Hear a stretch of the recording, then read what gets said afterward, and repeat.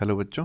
आज हम लोग क्लास 8 में हमारी विज्ञान की पुस्तक विज्ञान भारती भाग 3 का लेसन 12 देखने चल रहे हैं। इसका नाम क्या है? प्रकाश एवं प्रकाश यंत्र।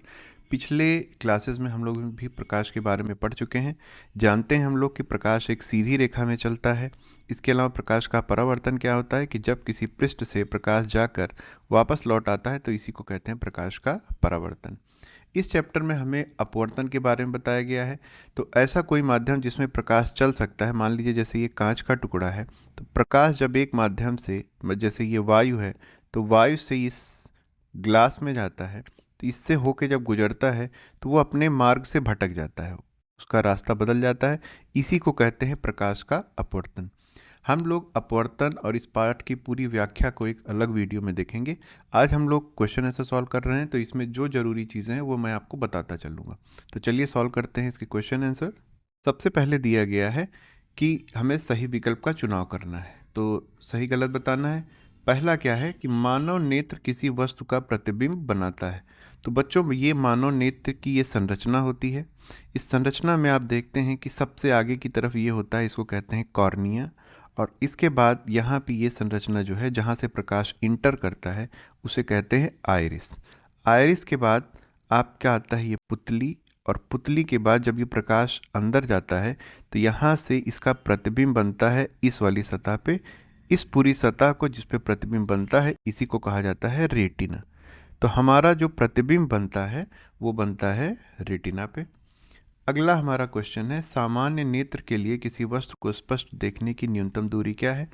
तो बच्चों, अगर आँख के सामने कोई वस्तु रखी है तो वो कम से कम 25 सेंटीमीटर की दूरी पर होगी, तभी वो हमें दिखाई देगी।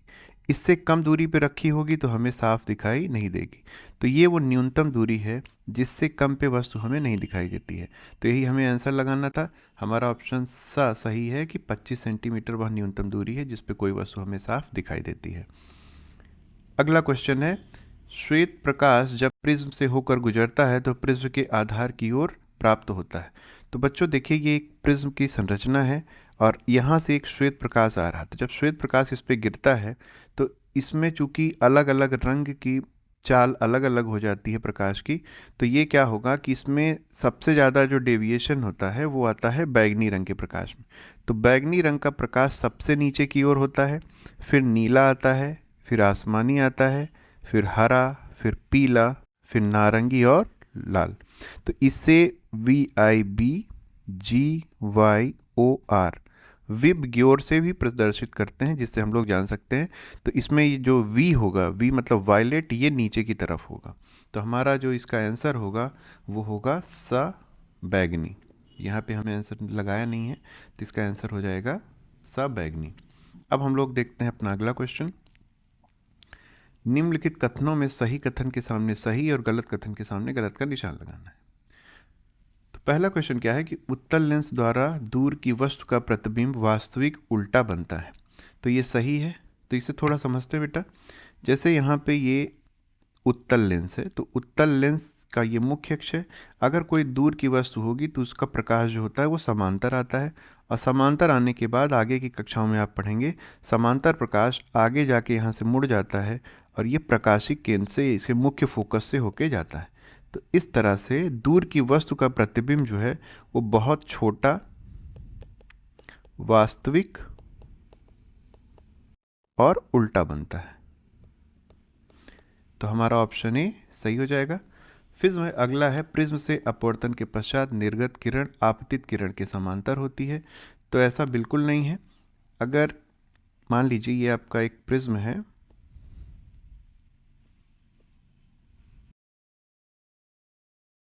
तो जब इस पे कोई प्रकाश पड़ता है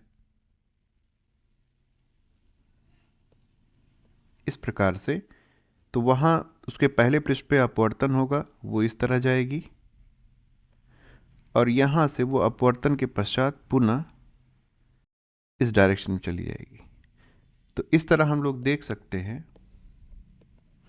हमारी जो आपतित किरण है AB और अपवर्तित किरण है CD, ये किसी भी प्रकार से एक दूसरे के समांतर नहीं होती हैं, इसलिए हमारा सेकेंड ऑप्शन भी गलत हो जाता है। अब देखते हैं कि अवतल लेंस से कभी वास्तविक और कभी आभासी प्रतिबिंब मिलता है। तो बेटा जितना कोर्स आपकी बुक में दिया गया है उसके अनुसार अवतल लेंस से जो प्रतिबिंब बनता है वो सदैव आभासी, सीधा और वस्तु से छोटा बनता है। तो अवतल लेंस से बना हुआ प्रतिबिंब सदैव आभासी, सीधा और वस्तु से छोटा बनता है। तो इस तरह से हमारा ये ऑप्शन गलत हो जाता है, क्योंकि कह रहा है कि कभी वास्तविक और कभी आभासी बनता है, कभी भी वास्तविक नहीं बनता है, सदैव वो आभासी बनता है। फिर हमारा अगला है, अपवर्तन की क्रिया में आपतन कोण अपवर्तन कोण के बराबर होता है। तो बेटा ये भी बिल्कुल नहीं है। क्यों? क्योंकि मान लीजिए ये अपवर्तन का पृष्ठ है और ये अपवर्तन पृष्ठ पर अभिलंब है, तो जब भी कोई प्रकाश इस पे पड़ता है तिरछा, तो वो अपने मार्ग से विचलित हो जाता है। तो जब अपने मार्ग से विचलित हो रहा है तो मान लीजिए ये हो गया आपतन कोण और ये हो गया आपका अपवर्तन कोण। तो ये दोनों आप देख के ही बता सकते हैं कि बराबर नहीं होते हैं। तो इस तरह से हम लोग कहेंगे कि हमारा ये ऑप्शन भी गलत है, घ, क्योंकि अपवर्तन की घटना में आपतन कोण और अपवर्तन के कोण बराबर नहीं होते हैं। केवल एक ही दिशा में ये सीधी रेखा में जाता है जबकि ये अभिलंबवत पड़ रहा हो। अगर प्रकाश की किरण अभिलंबवत पड़ती है तो ये किसी मार्ग पे विचलित नहीं होती है और ये सीधी निकल जाती है। अब हम लोग अपना अगला प्रश्न देखते हैं, रिक्त स्थानों की पूर्ति कीजिए। तो इसमें दिखा है कि सरल सूक्ष्मदर्शी में रिक्त स्थान भरना था आपको, तो कितने आवर्धक लेंस लगे होते हैं? एक आवर्धक लेंस लगा होता है।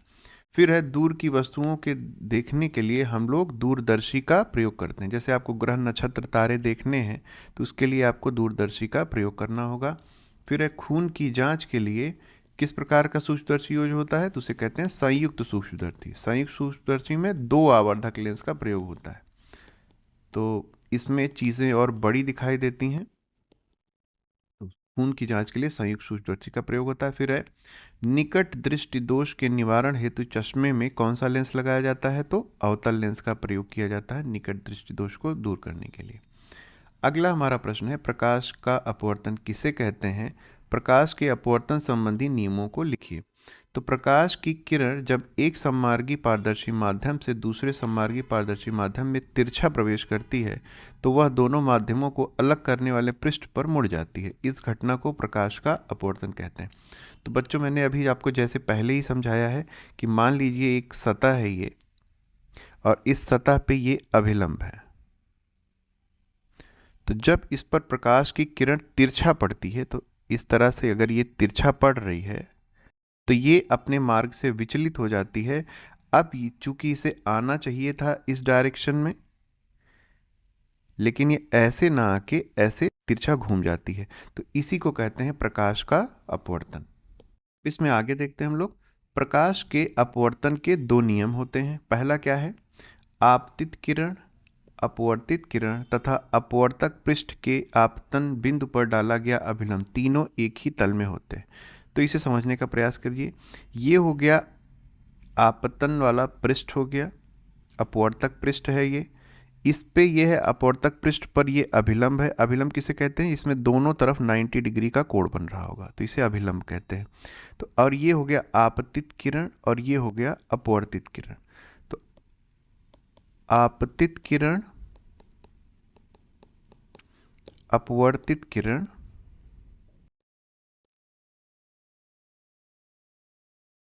और आपतन बिंदु पर अभिलंब। तो आपतन बिंदु पर अभिलंब ये है, तो ये तीनों एक ही तल में होते हैं। जैसे ये कॉपी का एक पृष्ठ है तो ये एक तल है, तो आपतित किरण, अपवर्तित किरण और अपवर्तन बिंदु पर अभिलंब ये तीनों एक ही तल में होंगे। दूसरा है, किसी पारदर्शी माध्यम युग्म के लिए आपतन कोण की ज्या और अपवर्तन कोण की ज्या का अनुपात नियत होता है। इसे स्नेल का नियम कहते हैं। स्नेल ही एक वैज्ञानिक थे, उन्होंने यह प्रूफ किया था कि पारदर्शी माध्यम के लिए आपतन कोण की ज्या, जो ये आपतन कोण की ज्या यहाँ पे है, इसे कहते हैं I, और अपवर्तन कोण की ज्या इसे कहते हैं R। तो इन दोनों का अगर अनुपात निकाला जाए तो वो एक नियतांक होता है। नियतांक होता है मतलब वो हमेशा नियत रहता है, मतलब कांस्टेंट रहता है, मतलब कि वो कभी बदलता नहीं है। तो इस नियम को अगर इस वैज्ञानिक भाषा में बोला जाए तो क्या बोला जाएगा? साइन आई बटे साइन आर बराबर नियतांक। साइन आई क्या होता है? ये हो गया अपवर्ड आपतन कोण, और आर होता है अपवर्तन कोण।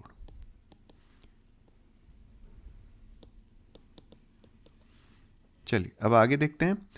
अपवर्तनांक की परिभाषा माध्यम में प्रकाश की चाल के पदों में लिखिए। तो किसी भी माध्यम में किसी भी पदार्थ का जो अपवर्तनांक होता है उसे कैसे साबित करते हैं? किसी माध्यम का अपवर्तनांक निर्वात में प्रकाश की चाल तथा माध्यम में प्रकाश की चाल के अनुपात के बराबर होता है। तो किसी माध्यम का अपवर्तनांक क्या होगा? पहले निर्वात में प्रकाश की चाल निकाल लीजिए, फिर उस माध्यम में प्रकाश की चाल निकाल लीजिए। दोनों का जो अनुपात होता है वही उस माध्यम का अपवर्तनांक कहलाता है। अब चूंकि दोनों में चाल ही है, मान लीजिए यहाँ पे भी मीटर प्रति सेकंड आएगा, यहाँ पे भी मीटर प्रति सेकंड आएगा, तो दोनों आपस में कट जाते हैं, इसीलिए अपवर्तनांक एक अनुपात है और इसका कोई मात्रक नहीं होता है। तो मात्रक ना होने का कारण भी समझ गए होंगे आप, क्योंकि दोनों मात्रक आपस में कट जाते हैं। अगला प्रश्न है, उचित किरण आरेख खींचते हुए उत्तल लेंस तथा अवतल लेंस के फोकस दूरी की परिभाषा बताइए। तो बच्चों यहाँ एक मैंने चित्र डाल दिया है, आपको यहाँ पे समझने में आसानी होगी। ये है उत्तल लेंस और ये है अवतल लेंस। तो उत्तल लेंस और अवतल लेंस दोनों में मुख्य फोकस और प्रकाशिक केंद्र के बीच की दूरी को फोकस दूरी कहते हैं। देखिए ये इसका हो गया मुख्य फोकस, ये मुख्य फोकस है, और ये हो गया इसका प्रकाशिक केंद्र, यहाँ पे दिया भी गया है प्रकाशिक केंद्र है।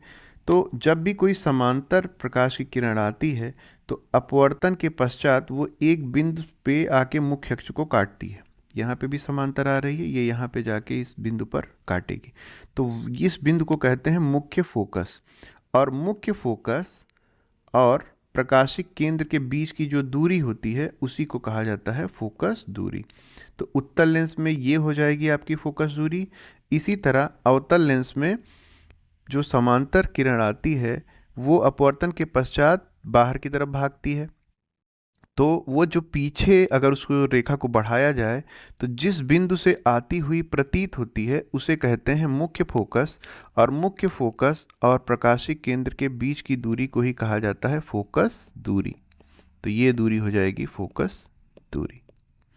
ठीक है, फिर अगला हमारा क्वेश्चन है, दूरदर्शी किसे कहते हैं? तो ऐसा प्रकाशिक यंत्र जिससे दूर स्थित वस्तुओं को आसानी से देखा जा सके उसे दूरदर्शी या टेलीस्कोप कहा जाता है।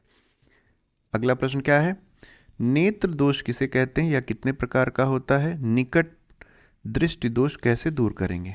तो हमारे प्रश्न के 3 पार्ट हैं। पहला है नेत्र दोष किसे कहते हैं?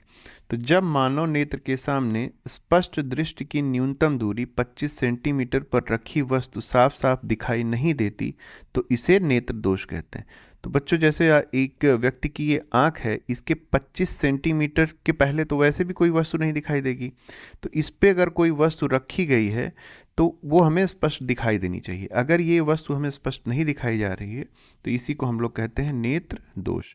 अब ये 2 प्रकार का होता है, एक होता है निकट दृष्टि दोष और एक होता है दूर दृष्टि दोष। इसमें ध्यान देने वाली बात है कि नाम जैसा पड़ा है इसका काम उसका उल्टा है। जैसे निकट दृष्टि दोष में आपको दूर की वस्तु साफ नहीं दिखाई देती है, इसी तरह दूर दृष्टि दोष में आपको नज़दीक रखी हुई वस्तु स्पष्ट नहीं दिखाई देती है। निकट दृष्टि दोष को मायोपिया और दूर दृष्टि दोष को हाइप्रोपिया कहते हैं। फिर हमारा प्रश्न का तीसरा पार्ट था, निकट दृष्टि दोष को कैसे दूर किया जा सकता है? तो निकट दृष्टि दोष को दूर करने के लिए उचित फोकस दूरी का अवतल लेंस प्रयोग किया जाता है। ये बात ध्यान रखिएगा, दूर दृष्टि दोष के लिए हम लोग उत्तल लेंस का प्रयोग करते हैं, जबकि निकट दृष्टि दोष के लिए अवतल लेंस का प्रयोग किया जाता है। अगला हमारा प्रश्न है, सूक्ष्मदर्शी किसे कहते हैं या कितने प्रकार का होता है? तो ऐसा प्रकाशिकी यंत्र जिसकी सहायता से सूक्ष्म वस्तुओं को आसानी से देखा जा सकता है उसे सूक्ष्मदर्शी कहते हैं। सूक्ष्मदर्शी भी 2 प्रकार के होते हैं, एक होता है सरल सूक्ष्मदर्शी और एक होता है संयुक्त सूक्ष्मदर्शी। अंतर क्या है?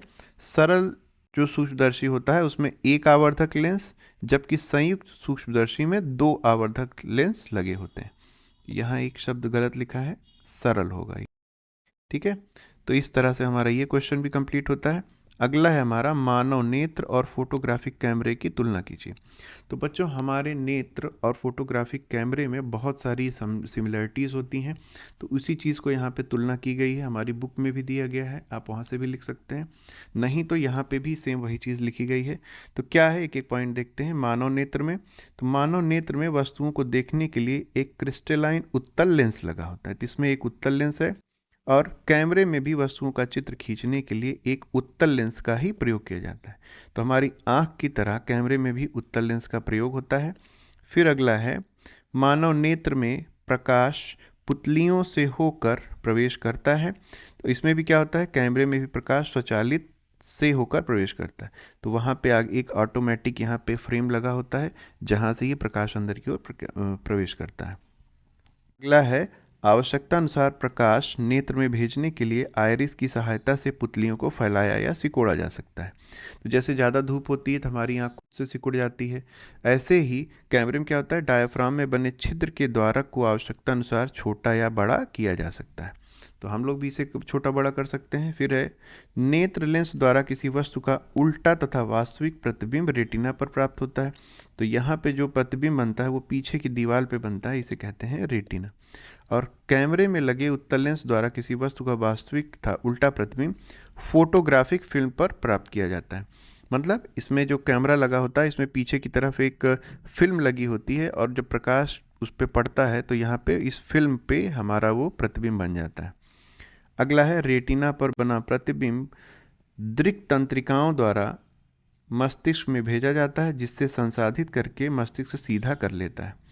तो रेटिना पे जो हमारा प्रतिबिंब बनता है वो यहाँ से फिर भेजा जाता है व्यक्ति के मस्तिष्क में, और मस्तिष्क फिर उसे अपने अनुभव के आधार पे सीधा करता है। और इसमें क्या होता है, फोटोग्राफिक फिल्म पर प्राप्त उल्टे चित्र को फोटोग्राफिक कागज के सुग्राही तल पर रखकर सीधा कर लिया जाता है। तो यहाँ पे मनुष्य अपने कार्यों के द्वारा उसे सीधा करता है। आखिरी पॉइंट है, पक्षमाभिकी पेशियों सीलियरी मसल्स द्वारा नेत्र लेंस के फोकस दूरी में आवश्यकता अनुसार समायोजन किया जा सकता है ताकि किसी वस्तु का प्रतिबिंब रेटिना पर प्राप्त किया जा सके। और इसमें क्या होता है, फोटोग्राफिक फिल्म पर किसी वस्तु का स्पष्ट चित्र प्राप्त करने के लिए कैमरे के धारक में लगे पेंच द्वारा लेंस तथा फोटोग्राफिक फिल्म के बीच की दूरी को आवश्यकता अनुसार समायोजित किया जा सकता है। तो लगभग सेम पैटर्न पे मानव नेत्र और कैमरा काम करता है। तो इस तरह से बच्चों हमारा ये चैप्टर भी समाप्त होता है क्वेश्चन आंसर के रूप में। हम लोग इसकी व्याख्या ज़रूर पढ़ेंगे, सारे चैप्टर्स की मैं पढ़ाऊँगा। तो चलिए अभी के लिए हम लोग समाप्त करते हैं। आप लोग पढ़ते रहिए। ऐसे ही अगर किसी चैप्टर को आपको जल्दी आवश्यकता हो तो आप लोग कमेंट बॉक्स में लिख सकते हैं, मैं वो वीडियो पहले डाल दूँगा। आगे हम लोग फिर मिलते रहेंगे, तब तक अपना ध्यान रखिए।